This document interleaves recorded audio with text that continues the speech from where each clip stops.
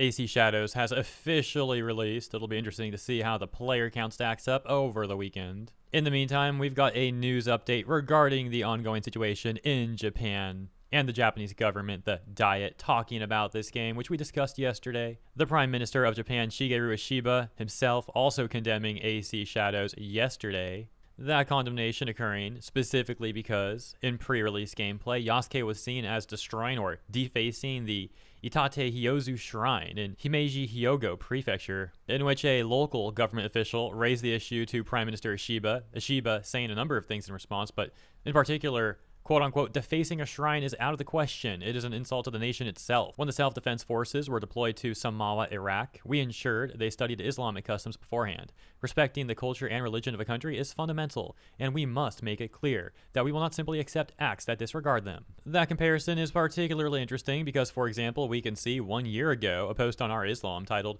"Ubisoft went full Muslim mode in AC Mirage." The post reading, in Assassin's Creed Mirage, a video game developed by Ubisoft, you can make the NPCs stop playing music while the Adhan is going on in-game. The Adhan is played 5 times in the game, pretty cool. Showing this option in-game that says adjust music for call to prayer. When off, street musicians stop playing during the call to prayer, but some game music may overlap with it. Turn on this option to stop all music during the call to prayer. A top comment in response to that post reading, "Wow, now that's respectful." A very interesting juxtaposition in comparison to the lack of care that Ubisoft has shown towards Japanese culture, and I say that not just with regards to the shrine situation, but numerous other controversies that have occurred in this game relating to just that.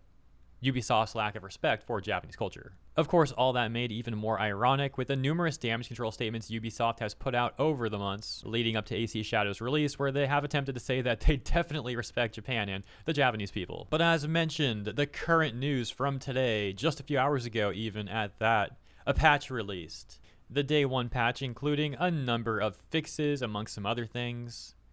But regarding this news and the capitulation to the Japanese government, Ubisoft has actually patched the temples and shrines in-game, making tables and racks in those shrines/temples indestructible. The reasonable conclusion is that this is indeed a response to how things were escalating in Japan with the Diet and the condemnation of how AC Shadows was treating shrines. Another point I should have mentioned earlier from the local government official who initially raised the issue to Prime Minister Ishiba is how they were worried that the treatment of the shrines in-game may also influence how people in real life treat the shrines, that it may lead to an increase in vandalism and destruction, stuff like that. Amplifying his concerns, however, was specifically the growing situation with tourists over in Japan and how they've been causing a nuisance, and that's putting it very lightly. So with growing issues of tourism causing destruction to local property and or disrespecting the local people of Japan in various ways, and then AC Shadows releasing and showing the destruction of the shrines and all that, yeah, they weren't having it. So we'll see if Ubisoft's recent action is enough to quell the situation with the Japanese Diet. That takes us to